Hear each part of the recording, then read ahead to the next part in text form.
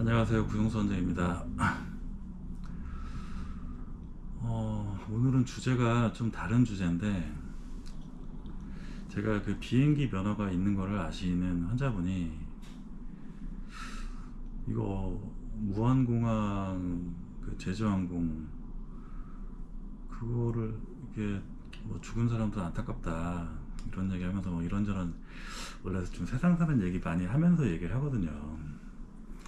근데 사실 그 암 환자들은 대화할 때 중요한 게 척을 하면 안 되고 그냥 있는 그대로 그냥 다 얘기하는 게 제일 좋아요. 왜냐면 막 꾸미는 얘기나 덧붙이는 얘기라든지 좀 그런 거를 이제 조금 좋아하진 않습니다. 보통 그런 분들은 뭐 개인차가 있겠지만 저도 뭐 어떤 분들한테는 뭐 여기까지 얘기하고 어떤 분들한테는 이 정도까지 이런 게 분명히 있는데 그 말기 암 환자들한테는 그냥 다 얘기해요. 그냥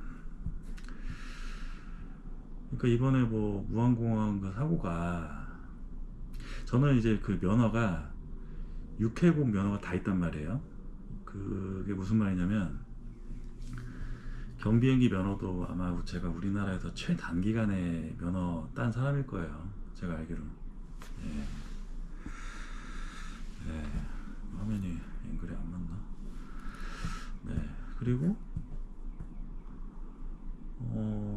그러다 보니까 이제 면허 따는 과정이나 이런 게 다른 걸 알고 있고, 그리고 바다는 그 요트랑 보트 면허가 다 있고, 그 윗단계 그 소형 선박이라 그래서 그건 이제 그 무제한 면허인데, 그 평균적으로 우리나라 바다에 있는 전체 배 중에 93% 정도까지 다 몰 수 있어요. 뭐 당연히 뭐 유조선이나 그런 뭐 해군 함정 이런 건 당연히 못 몰죠. 근데 그 미만은 다 몰 수 있는 면허가 있고, 육상 면허는 뭐 일종 보통, 일종 대형, 그다음에 대형 트레일러, 그다음에 군한차, 뭐 흔히 말 레카라 그러죠. 레카 면허도 있고, 이종 소형 이게 다 있고, 그다음에 뭐 화물차 운송기사, 화물차 뭐 운송 종사자 자격증이라 그래서 그런 그 상업용으로 운행되는 화물차를 몰 수 있는 자격도 있어요.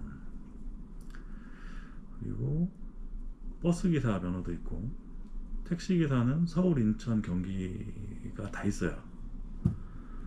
네, 이걸 왜 얘기하는 이유가 있습니다. 그리고 중장비 면허는 뭐 대형 그 지게차 하고 로더, 그다음에 그 포크레인, 예, 굴삭기라고 하는데 그게 다 있단 말이에요. 중장비 면허도. 그러다 보니까 이제 아무래도 그 움직이는 기계에 대한 이해도가 다른 사람들보다 높을 수밖에 없고, 그리고 비행기 면허를 가진 사람들은 굉장히 그런 거에 신중하고 좀 기계적인 이해도가 굉장히 좀 높아야 돼요. 그거는 이제 저도 중장비 면허를 따면서 유압 시스템이라든지 이런 기계에 대한 이해도나 이게 좀 굉장히 좀 높아진 건 사실이거든요. 그 이론 시험도 봐야 되기 때문에 그런 부분이 있고, 뭐 그러다 보니까 이제 연관돼서 용접, 정기 용접 학원도 주말반이지만 거의 2달 넘게 다녔는데, 2달이면 딸 줄 알았더니 제가 해보니까 일단 제가 매일매일 갈 수도 없고 주말에 빠지는 날도 당연히 많을 거고, 이거 주말반으로 해서 최소 6개월은 해야겠더라고요. 근데 용접이 그냥 뭐 점용접처럼 그냥 대충 그렇게 하는 용접을 보통 많이 해서 용접을 되게 우습게 하는데, 그 자격증을 딸 수 있는 용접은 굉장히 고난이도고, 제가 해보니까 이거는 진짜 시간을 들인 대비 합격률이 나오는 거예요 이게. 예, 그냥 숙련도, 예전에 그 프론티어와 숙련도 얘기를 했었는데 완전히 이거는 시간 들인 만큼 실력이 느는 구조라서 숙련 기술자의 영역이고, 그때 제가 굉장히 깨달은 게 많아요. 근데 용접까지 이렇게 배우고 나니까 세상을 보는 시야가 굉장히 많이 트였고, 세상 보는 게 좀 달라져요 이게 많이 알면 알수록 그 길을 걷다가도 일단은 목표는 눈앞에 보이는 모든 거를, 뭐 톰 크루즈까지는 아니지만 모든 거를 올 수 있는 사람이 되자.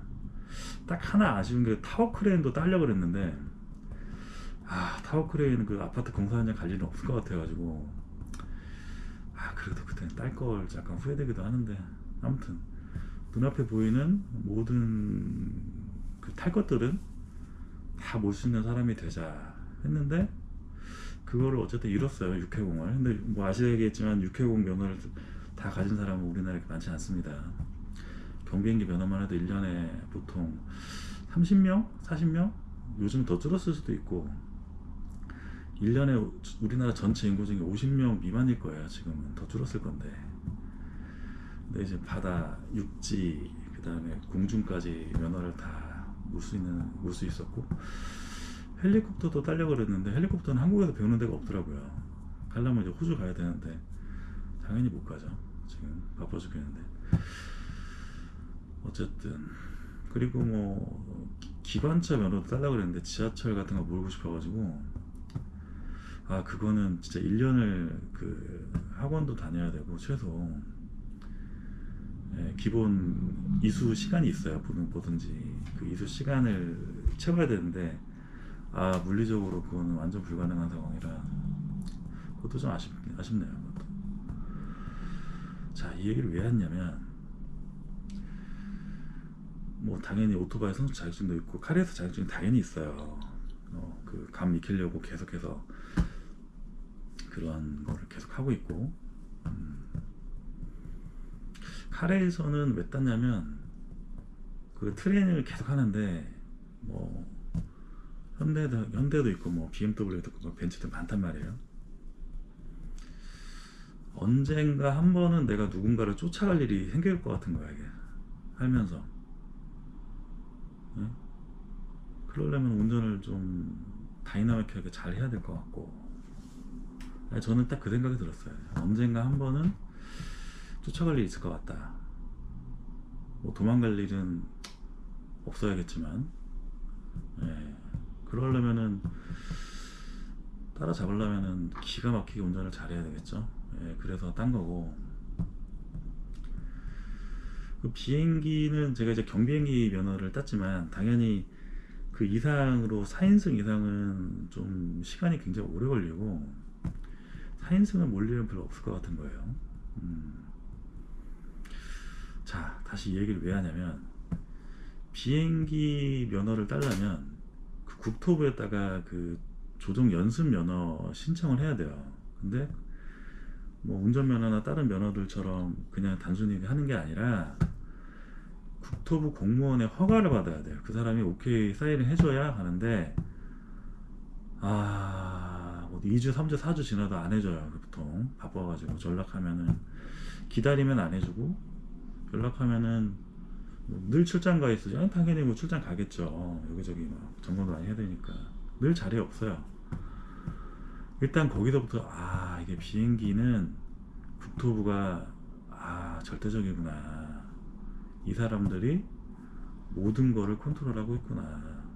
이 사람들 눈 밖에 나면 비행 허가도 안 나올 수 있겠다. 그 생각을 그때 했었고, 왜냐면은 저는 이거는 앞에 쭉 했던 얘기는, 우리나라의 운전하는 모든 기계는 자동차든 비행기든 배든 중장비든 제가 면허를 다 따봤잖아요. 근데 그 중에서 비행기는 공무원들이 압도적으로 컨트롤을 해요. 비행 허가도 미리 날기 전에 그 허가를 받아야 되고, 배는 그냥 출발 전에 그냥 이름이나 인적사항 내면 돼요. 그건 너무 간단하고, 바다 나갈 때 혹시나 이제 사고 날까봐, 나는 것도 그렇지만, 뭐 배는 나중에 제가 설명해 드릴게요. 그게 왜 중요한지. 들어오고 나갈 때 사람이 한 명이라도 비면은 혹시나 범죄 가능성이 있어요. 배는 밀면 끝나는 거기 때문에 그거 굉장히 철저하게 체크합니다. 배는. 좀 그건 근데 어차피 이미 출발할 때 그냥 통보만 하면 돼서 그런 문제는 없고, 비행기는 국토부가 그냥 절대 권력이에요. 절대 권력. 왜냐면은 전국의 비행기가 지금 하늘에 뜨는 경비행기라도 이런 게 그 생각보다 많지 않고, 예전에 규제가 생기기 전에는 진짜 무슨 거북섬이라고 그래서 그쪽 그 시와 쪽, 안산 시와 그쪽에서 막 어마어마했는데, 규제가 생기면서 이제는 좀 그런 규제에 좀 약하신 그 취미 활동 하셨던 약간 연세 드신 분들이 많이 있었는데, 그분들이 다 떨어져 나갔고 그거를 맞추지 못하는 거예요. 그래서 지금 굉장히 경비행기 인구가 많이 줄었고 찾는 사람도 많이 없고, 저도 그 면허 한번 따보려고 이렇게 신청하는 순간부터 장난 아닌 거죠. 예. 그리고 이제 비행 허가도 좀 빡세고, 왜 이렇게 제가 좀 자세히 얘기하냐면 결론을 그 향해서 나가는 거예요 지금. 음. 그리고 서울 경기가 수도권에 그 비행 경비행기를 몰 수 있는, 탈 수 있는 비행장이 4개가 있는데, 물론 이제 충청도에도 있고 한데, 그 차로 1시간 이내에서 왔다 갔다 해야지 2시간 넘어가면 그 못 갑니다. 왔다 갔다 하기 힘들고, 원주에 하나 있고 안성에 하나 있었고 양평, 그다음 화성에 있어요. 근데 원주는 원주 비행장 근처에 있어가지고 고도 제한이 있어서, 이거는 좀 이게 무슨 재미지? 약간 이런 게 좀 있어요. 뭐 높이 못 올라가니까 한계가 있고, 이게 뭐 일반 사람들 잘 모르겠지만 저희는 이제 막 몰고 막 여기저기 왔다 갔다 하니까, 그 원주는 좀 그런 한계가 있고, 안성에 있던 그 비행장은 그 지역민들이 약간 끈가리를 한번 쳤어요. 그 돼지 축사 농가들이 보통 그런 경우는 약간 돈을 요구하는 경우가 있고, 근데 뭐 그냥 돼지 한 마리 들고 와서 그냥 꽹가리 치고, 그냥 뭐그 구청 가서 꽹가리 치거나, 뭐 국토부 그런 데 가서 꽹가리 몇 번 치면 약간 비행 금지가 나와서, 지금 안성 비행장은 지금 거의 3년 4년째 지금 그 거의 폐업 상태고,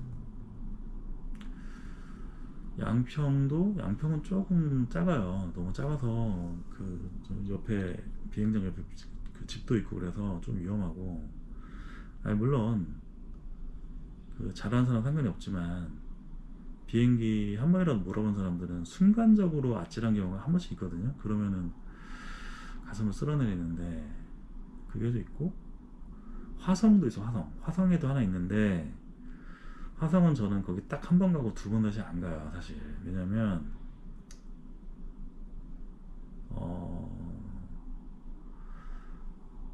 어디라고 얘기는 안 할게요. 근데 거기가 착륙할 때 전봇대가 하나 세워졌어요. 착륙 그 하는 그 중간 지점에. 근데 우리가 상식이 있으면은 비행기 내릴 때 직선으로 쭉 내려온단 말이에요. 이렇게 하다가 이게 거리 두고 하는데, 가끔 이제 착륙 지점 놓쳐서 좀 더 멀리서 내리는 경우도 있고 앞에서 내리는 경우도 있고, 이게 받치는 게 그 수동이기 때문에 쉽지 않아요. 예, 그리고 자주 왔던 비행장이 아니면 이게 주변을 이게 그 보면서 해야 되는데, 그게 맞추기가 쉽지 않고, 물론 이제 매일매일 이착륙했던 그런 익숙한 장소는 그렇지 않지만 가끔 가는 그런 곳은 힘들단 말이에요. 이게 맞추기가, 정확하게 내리기가. 예. 뭐 여러 가지 영향이 있죠. 바람 때문에도 그렇고, 지형이 익숙하지 않은 것도 그렇고, 그날 컨디션에는 여러 가지가 있어요. 근데 거기는 전봇대가 하나 있어가지고 내릴 때 이렇게 전봇대를 피해서 고개 비행하면서 다시 또 수평을 맞춰서 내려야 되는데, 저는 한번 가보고, 야 이거 사람 한 명 죽겠다. 왜냐, 늘 이렇게 왔던 데라도 이렇게 고개 비행해서 내려서 하는 게 늘 같은 상황이 아니고, 늘 측풍이 불고 뭐 바람이 앞뒤로 불고, 바람은 계속 불고 있단 말이에요. 1년 365일. 그러면 한 번 순간적으로 삐끗하는 순간에, 삐끗이라는 게 좀 그렇지만 그 바람을 잘못 읽으면, 그리고 밑에서 또 바람을 얘기를 잘 안 해주면 제대로, 순간적으로 이게 피해서 하다가 추락하겠다 했는데, 당연히 한 2, 3년 전인가 그때 한 명이 자기 비행기를 갖고 있는 사람이 추락해서 사망했단 말이에요. 그 착륙 지점 전에. 그거는 딱 그럴만한 그런 거였고, 근데 자기 비행기를 사서 하는 정도면 완전히 엑스퍼트인데, 숙련된 비행사인데, 그때 언론 보도는 그 조종 미숙이다, 그렇게 나올 줄 알았어요. 네. 그리고 또 전남에서 또 한 번 떨어졌단 말이에요.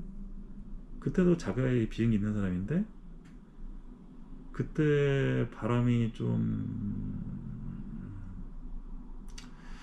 강변이었고 평야 쪽이었기 때문에 저는 대충 어떤 상황이었을지, 아마 비행기 조종면허 가진 사람들 이런 거 함부로 얘기는 못하겠지만, 왜냐, 다시 얘기하지만은 국토부가 절대 권력입니다.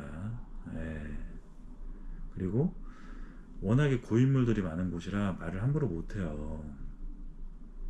비행장이 사설 비행장이기 때문에 그 주인들이 자기들끼리 공유해서 뭔가 좀 그런 얘기가 나오면 좀 힘들죠, 앞으로 비행하기가. 저는 근데 어쨌든 비행은 지금 아예 안 하고 있어요.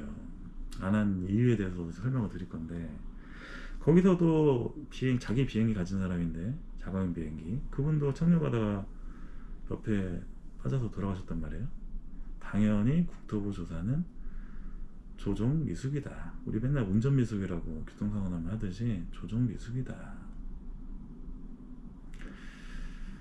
이번에도 무안 사고도, 무안 공항, 뭐 일반인들 모든 사람이 다 알고 있지만은 그쪽에 뭐 착륙 지점에 뭐가 있었다, 콘크리트가 있었다.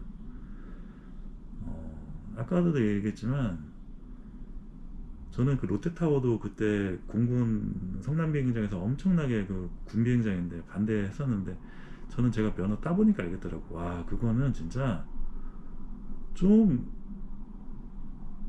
그냥 약간 미쳤나 싶을 정도로, 왜 이렇게 했지? 이거 돈을 얼마나 받아먹은 건가 싶은 그 생각밖에 안 들더라고요. 이제 어떻게 비행기가 전투기면은 급속도로 확 내려오는데 이렇게 피해서 이렇게 내려가라고? 약간 이 사람들이 지금 제정신인가, 죽으라고 고사지내나, 저는 그 생각을 해요. 어떤 아마 이거 비행 면허 가진 모든 사람들은 다 똑같은 얘기 할 거야. 예. 한 명도 빠짐없이. 비행기 면허 없는 사람들은 그냥 옆으로 살짝 비켜서 내리면 되는 거 아닌가? 근데 이거는 이제 비행기 면허 가진 사람들 얘기 들었어야죠. 그러니까 운전면허 없는 사람이 교통 신호체계 만드는 거랑 똑같은 거예요. 운전을 한 번도 안 해본 사람이. 예. 아무튼 그거는 성남 비행장도 그냥, 저는 이게 경비행기지만 비행기 원리가 다 똑같고, 좀 더 시간이 지나면 큰 비행기 계속 업그레이드 하는 건데, 그걸 보고 와, 이거 진짜 우리나라가 정말 근본이 없는 나라구나. 최소한의 기본은 지켜야 되는데 기본도 안 지키는데, 우한공항도 제가 아까 얘기했잖아요. 착륙 지점을 제대로 못 정한다고. 자주 왔던 데가 아니면. 바람이 어떻게 부는지 어떻게 불 수도, 막 그 여러 가지 변수가 있단 말이에요. 사실 그 해본 사람은 알아요. 예.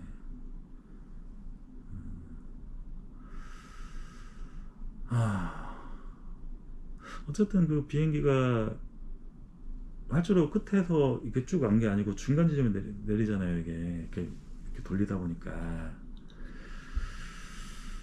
그러다 보니까 이제 좀 더 멀리 나갈 수밖에 없는데, 그 끝에 그런 게 있었다는 거고, 콘크리트 된 게.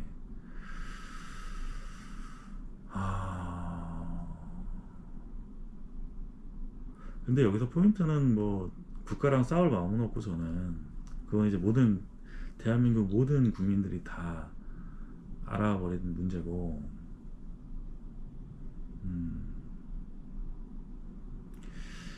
제가 여기서 하고 싶은 얘기는, 그 제주항공 그 조종사분이 교관 출신이란 말이에요. 교관 출신이면, 근데 뭐 저 아까 그랬잖아요. 제가 카레이서 면허를 딴 게 그렇게 막 교육을 받고 막 시간을 많이 들여가지고 했던 이유가, 언젠가 한 번은 내가 누군가를 차로 쫓아갈 일이 생길 것 같아서 딴 거란 말이에요. 사람 일은 어떻게 될지 몰라. 저는 세계 일주를 했기 때문에 제가 56개국을 여행을 했고, 미국도 샌프란시스코에서 뉴욕까지 8,600km를 차 렌트해서 한 달 동안 혼자 달렸단 말이에요. 예, 경험치는 좀 있어요, 제가. 예, 경험치는 있고, 그러다 보니까, 살면서 어떤 일이 어디서 어떻게 생길지를 모르는 거예요, 이게. 그러니까, 준비는 해두자. 준비해둬서 나쁠 건 없고. 그래서 사실 지금은 뭐 쫓아가면은, 빨리 달린다고 이게 운전을 막 빨리 도망칠 수 있다고 생각하는데 그거 아니에요. 예, 그 해본 사람 다 알아요. 그렇고 비행기도 저도 그 파일럿분이 교관 출신인데, 교관 출신들이 어떤 거냐면, 모든 학생들이 질문을 하고 그때그때 그 답변도 해줘야 되고, 그리고 학생들이 닥치다는 걸 본단 말이에요. 헛짓하는 거를. 그러면서 자기도 거기서 또 배우는 거예요, 사실. 예, 이렇게 하면 이런 문제가 있었구나 그 생각도 하면서, 그 닥치다는 학생들을 보면서 자기도 배우고. 근데 제가 이제 비행기 면허를 딴 이후로는 저도 늘 그 생각을 해요, 사실. 저 이제 그 플라이트 시뮬레이터라고, 그거를 조정을 해보면, 거의 경비행기랑 일단 거의 8, 90%는 똑같아요. 착륙할 때, 이륙할 때랑. 물론 이제 그 VR을, 안경을 끼고 하면은 거의 8, 90%는 똑같은 것 같아요, 해보면. 예. 좀 더 보통 90% 정도는 비슷한 것 같아요. 그럼 제가 맨날 어떤 연습을 하냐면, 그 전복이 있잖아요, 에어버스. 그거를 착륙시키는 연습을 계속 해요. 그냥 뭐 날아가는 건 어차피 입력하면 그냥 끝나는 거고, 입력대로 가는 거고, 도착할 때 비행기 이제 공항에 착륙시키는 연습을 해요, 제가. 왜냐, 혹시나 살면서 제가 비행기 탔을 때 한 번은 제가 조종사 대신 몰 일이 생길 수도 있지 않을까. 뭐 어떤 경우가 생길지 모르지만, 제가 그거를 에어버스를 그 승객을 뭐 200명, 300명 태운 상태에서 그걸 제가 착륙시키는 일이 생길 수도 있어요. 뭐 조종사가 뭐 배탈이 난다든지, 아니면 그 조종사 대신에 이제 기장이 배탈 나면 부기장이랑 둘이 몰 일이 생길 수도 있는 거고, 뭐 부기장이 무슨 일이 생기거나 잘못된 일이 생기면 기장이랑 저랑 둘이 몰 수도 있는 거예요, 이게. 그러니까 그런 생각을 늘 하면서, 사람들이 이 사람 이상하다고 생각할 수도 있지만, 살면서 만약에 내 가족이 비행기 다 탔고, 우리 뭐 부모님이라든지 형제 자매 비행기에 승객으로 탄 상태에서, 그럼 내가 살려야 될 거 아니야. 예? 비행기 어떤 일이 생길지 알고, 뭐 기장 부기장 다 잘못해서 죽으면 제가 착륙시켜야 되는 상황인데, 저는 그 연습을 맨날 한단 말이에요. 그리고 머릿속으로 시뮬레이터를 돌려봐요, 한번. 이렇게 해보고 저렇게도 해보고, 시뮬레이션을 계속 돌려요. 왜냐면 비행기 한번 띄우는데 돈이 너무 많이 들기 때문에 머릿속으로 계속 돌리고, 지상에서 연습을 많이 한단 말이에요. 머릿속으로 계속 이렇게도 저렇게 다 해봐요. 그 교관도, 저 같은 경비행기 면허 가진 사람도 시뮬레이션을 머리로 이렇게 돌려보고, 이렇게도 해보고, 그거를 착륙시키는 거를 그 손발을 움직이면서 해봐요. 이렇게 다 해본다고 해. 당연히 시뮬레이터로, 그 컴퓨터 깔린 그 프로그램으로 그걸로도 계속 연습을 해보고. 착륙할 때 정말 그 살면서 최고의 집중을 해야 되는 순간이 그 비행기 착륙 순간일 수도 있어요. 어떤 변수가 어떻게 나타날지 모르고, 당연히 그 파일럿, 그 제주항공 파일럿은 당연히 엑스퍼트고 교관 출신이기 때문에 모든 케이스를 다 머릿속으로 다 그려봤고 100% 그랬을 거예요. 그려봤을 거고 이런 거 이렇게 저렇게 하는 그 생각을 다 여러 번 했기 때문에 바로바로 이게 된단 말이에요. 당연히 매뉴얼도 읽어보지만 엔진 2개 꺼지면 어떻게 해야 되지? 하나 꺼지면 어떻게 해야 되지? 하나 꺼진 정도는 연습을 하지만 2개 다 깨진 경우에는 약간 글라이드처럼 날아가야 되는데 바람만 가지고 그래도 그것도 제 생각인데 나도 이렇게 할 정도면 진짜 그 교관 출신 파일럿은 시뮬레이션을 수십 번 해봤을 것이다. 둘 다 꺼지면 이렇게 해야겠다. 그 시뮬레이션을 했기 때문에 그 순간에 그렇게 멋지게 착륙한 거예요. 그 사람이 그런 시뮬레이션을 머릿속으로 안 그려보고 순간적으로 순발력으로 그렇게 하는 경우는 없어요. 예. 아마 수백 번 머릿속으로 그려봤을 확률이 아주 높고 그랬기 때문에 그런 모습이 나온 거고 당연히 교관이니까 고인물이란 말이에요. 고이담한테서 썩은 물 수준인데 완전히 그거는 뭐 완전 그 베테랑 중에 베테랑인 건 당연한 거예요. 그거는 무엇보다 교관 출신이기 때문에 교관 출신은 늘 학생 파일럿들의 닥지를 보면서 자기도 계속 레벨이 올라가요. 그건 이제 과외나 이런 거 막 학생 가르쳐 본 사람 다 알 거예요. 자, 그러면은 여기서 이제 왜 국토부에서 뭐 1번, 2번 중요하지 않은데 오른쪽 게 꺼졌는데 왼쪽 걸 껐다. 그렇기 때문에 조종사의 잘못이다. 조종사가 실수했기 때문에 이렇게 추락을 안 할 수 있었는데 추락을 한 거다. 물론 이제 뭐 그거에 대해서 지금 엄청 논란이 많은데 물론 당연히 당황했을 수도 있어요. 당황했을 수도 있는데 어쨌든 착륙시켰잖아요. 똑바로 활주로 한가운데로. 근데 다른 문제 때문에 그렇게 터져버린 거고 폭발한 거고.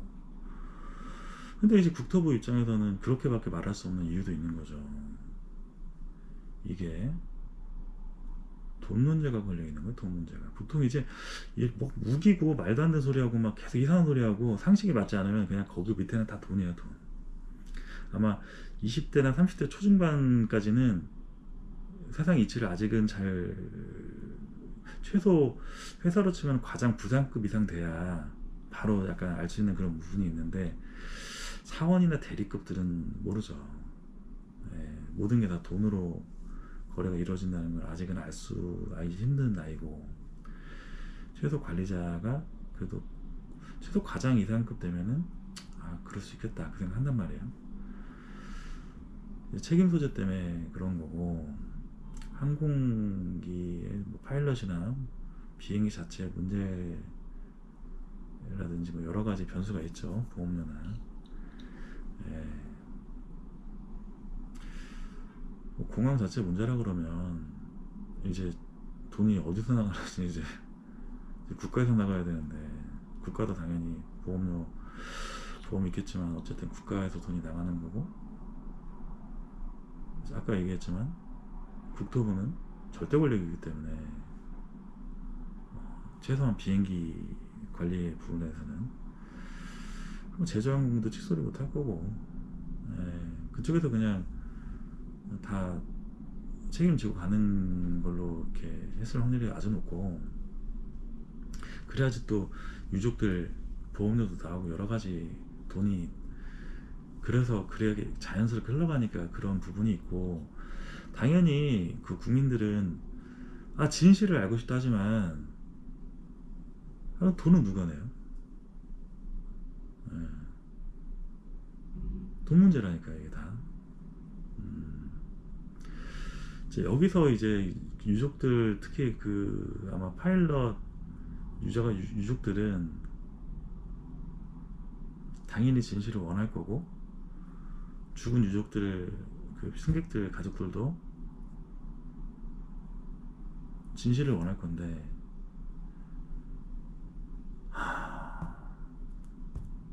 특히 파일럿 가족은 지금 명예가 땅에 떨어졌죠.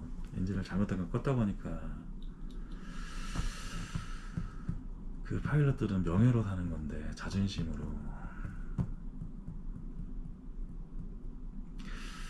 근데 그거는 이제 국토부나 이제 뭐 항공사나 주변에서 이제 좀 설득을 해야 되는 부분이고, 이렇게 얘기하면은 아니 너 왜 나라 편드냐 이럴 수 있지만,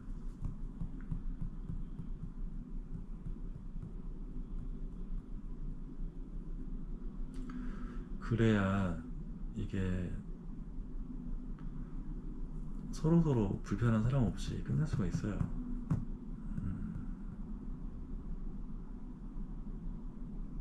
당연히 위로가 안 되겠지만, 결국에 제가 늘 얘기하지만 돈이란 말이에요. 상식에 좀 어긋나는 일들은 다 돈 문제가 얽혀 있는 건데, 예. 물론 당연히 뭐 국가에서 보험도 있고 국가에서 돈 주면 되는 거 아니냐, 뭐 여러 가지 뭐 보험사도 있고 제주항공도 보험이 있고 뭐 다 보험 있지 않냐 하는데,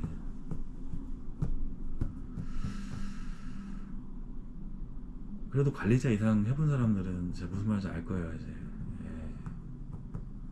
10대, 20대, 30대 초중반 그 정의를 부르짖는 사람들은 이해를 못할 거고, 시간 지나면 한 5년, 10년 지나고 자기가 그 정도 직급 올라가면은 다 이해할 수 있는 부분이니까, 그런 부분이 있다. 정부에서 그렇게 발표할 수밖에 없는 이유가 있는 거다.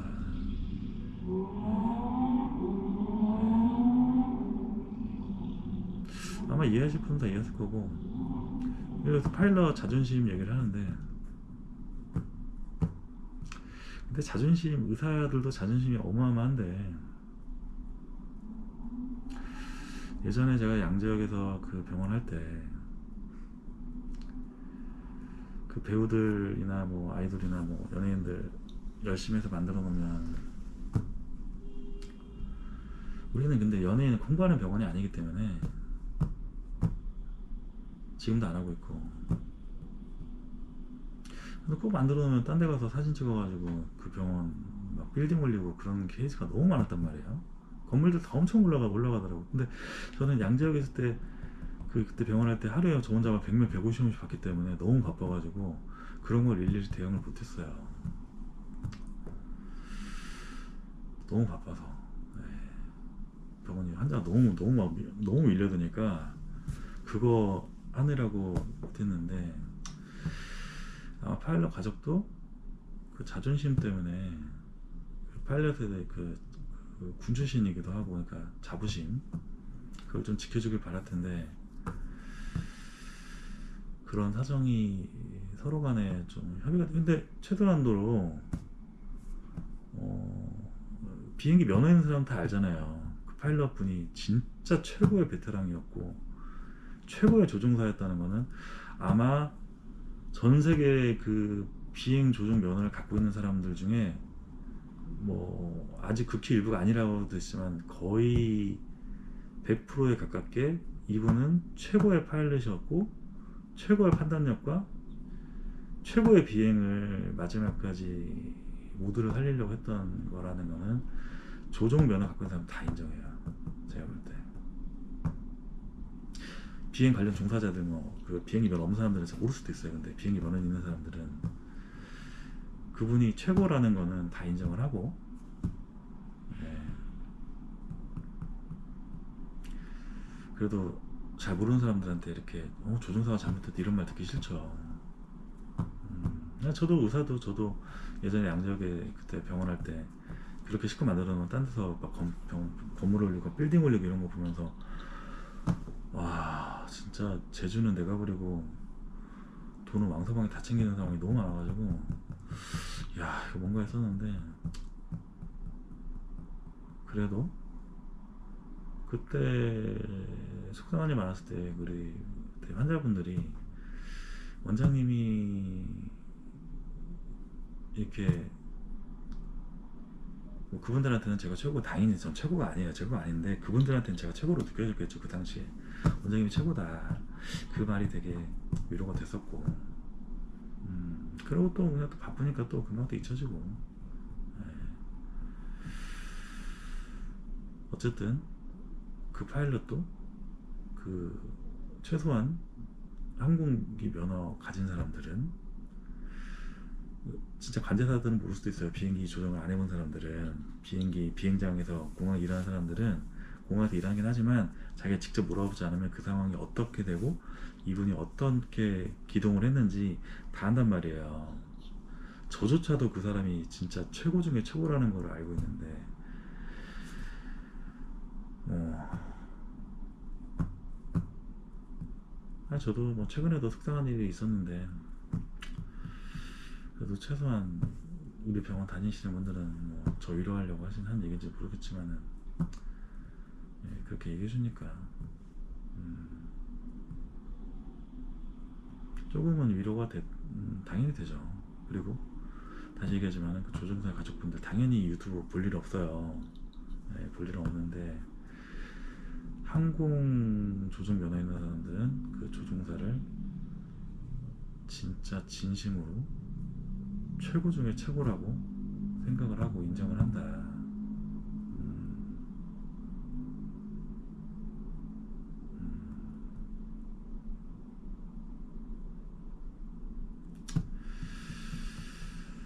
그러니까요. 참 이게 이런 일이 있으면은 사실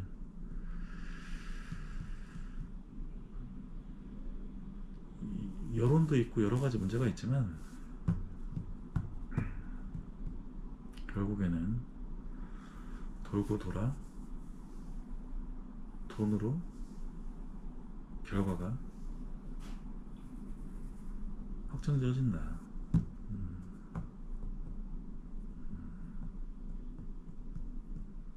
사실 이 얘기는 이미 그 암 환자분이랑 저는 이미 그냥 터놓고 얘기하죠. 이거 지금 얘기하는 것보다 더 심하게 얘기해요. 그냥 네, 더 심하게 얘기하는데, 이거는 약간 불특정 다수가 보니까 순화시킨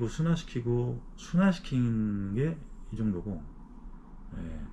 그리고 다시 얘기하자면은, 지난번 어떤 환자분이 저한테 그러더라고요. 원장님 유튜브 봤는데 너무 재밌고 감명 깊은 부분도 많고, 근데 좀 사람들이 좋아할 만한 주제로 영상을 만들면은 막 조회수 엄청 터질 텐데. 그래서 제가 시꺼먼서 얘기했어요. 조회수가 터지면 전국에 어? 정체를 알 수 없는 이상한 사람들이 엄청나게 올 수가 있다. 나는 지금이 좋다. 그리고 이런 병원 유튜브는 조회수가 500에서 1000 정도가 가장 베스트다. 그냥 볼 사람만 보는 게 제일 좋다. 불특정 다수가 보면 오히려 장점이 아니다. 이게 이 유튜브를 통해서 뭐 병원 엄청 홍보되고 막 환자들 많이 오고 좋은 거 아니야. 그게 아니라니까. 여기는 이런 병원은 그런 게 아니에요. 예. 그랬더니 그 환자분도 설명하니까 이렇게 알아들었는데, 우리 병원 구조나 이런 거 얘기하다 보니까 아니 뭐 요 며칠 되게 그런 거, 그 조종사 가족들이라든지 유족들을 되게 슬퍼하는 모습 보면서 와 진짜 억울하겠다 하는데, 저는 이제 이쪽 세계를 그래도 발이라도 담그고 있는 사람이니까, 결과가 그렇게 나올 수밖에 없는 거. 그럼 그럴 수 있죠. 유족이 불쌍하지 않냐, 위로해 줘야 되지 않냐. 그러면 저는 암 환자를 매일매일 보는 사람 입장에서, 죽은 사람은 죽은 사람이고 산 사람은 살아야 되지 않습니까? 이 얘기 아마 이해 못할 사람은 거의 제가 볼 때 90% 이상인데, 다시 얘기하자면 우리 병원 영상은 5% 10% 보라고 만든 영상이에요. 예.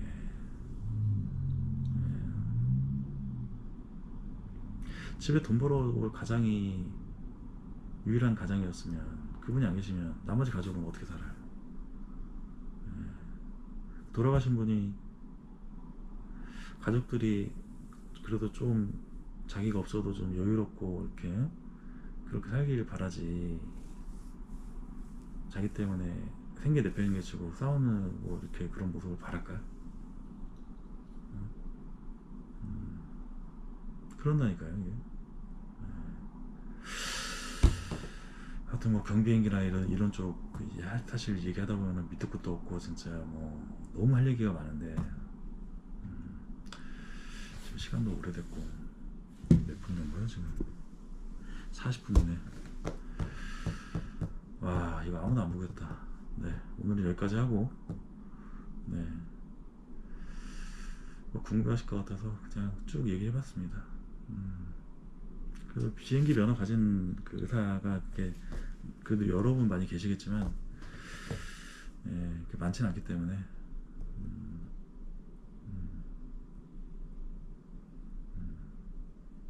그리고 뭐 육해공 하늘 바다 땅 면허 중장비까지 가진 사람도 그렇게 많지 않아서 이런 구조적인 문제에 대해서 누군가는 얘기를 해줬으면 좋겠다 싶어서 예, 암 환자분은 되게 그렇구나 하시더라고요. 그래서